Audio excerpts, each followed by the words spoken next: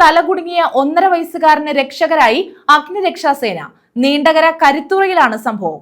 വീട്ടുമുറ്റത്ത് കളിക്കുന്നതിനിടെയാണ് കുട്ടിയുടെ തല പാത്രത്തിൽ കുടുങ്ങിയത്.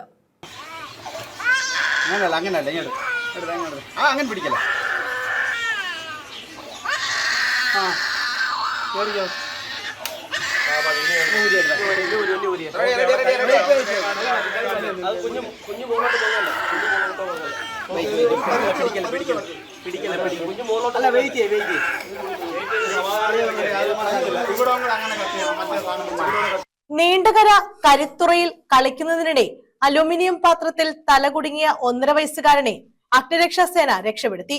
കരുത്തുറ തോപ്പിൽ കൊച്ചുവീട്ടിൽ ജോബിൻ ഡയാന ദമ്പതികളുടെ മകൻ ഏതൻ ജോബിന്റെ തലയിലാണ് കഴിഞ്ഞ ദിവസം രാവിലെ പാത്രം കുടുങ്ങിയത്. വീട്ടുമുറ്റത്ത് വെച്ചായിരുന്നു സംഭവം.